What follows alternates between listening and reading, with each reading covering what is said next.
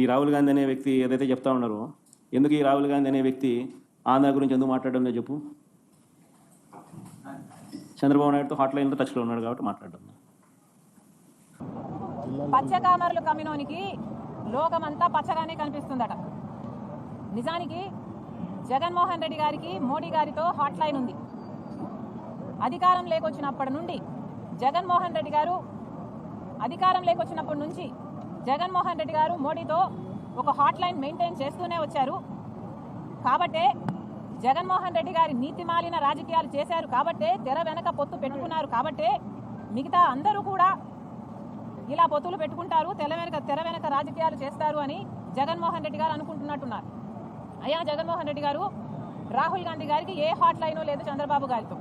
ఈ అష్యూరెన్స్ మేము చాలా ఖచ్చితంగా ఇవ్వగలం. కానీ జగన్మోహన్ రెడ్డి గారు, మీరు అష్యూరెన్స్ ఇవ్వగలరా? మీకు మోడీ గారితో అమిత్ షా గారితో హాట్ లైన్ లేదన్న అష్యూరెన్స్ మీరు బైబిల్ మీద ప్రమాణం చేసి మీరు అష్యూరెన్స్ ఇవ్వగలరా? మీరు ఇవ్వలేరు. ఎందుకంటే మీరు మోడీ మెడలు వంచి ప్రత్యేక హోదా తీసుకొస్తాను అని అధికారంలోకి వచ్చిన మీరు ఆ రోజు నుంచి అదే మోడీకి మెడలు వంచి ఎన్నోసార్లు కాళ్ళకు దండాలు పెట్టారు. ఎన్నోసార్లు బీజేపీకి ఏ బిల్లుకు కావాలంటే ఆ బిల్లుకు మద్దతు ఇచ్చారు.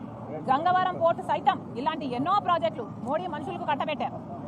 మోడీ మనుషులు అంటే బీజేపీ వాళ్ళకంటే ఆఖరికి ఎంపీ పదవులు కూడా ఇచ్చారు జగన్మోహన్ రెడ్డి గారు. మరి హాట్ లైన్ ఉన్నది ఎవరికి? జగన్మోహన్ రెడ్డి గారికి మోడీ గారితో అమిత్ షా గారితో హాట్ లైన్ లేదా? దీని హాట్ లైన్ అనరా? దీన్ని ఏమంటారు? దీని అక్రమ పొత్తు అంటారా, లేక రాజకీయ వ్యభిచారము అంటారా? ఏమంటారు? జగన్మోహన్ రెడ్డి గారు సమాధానం చెప్పారు.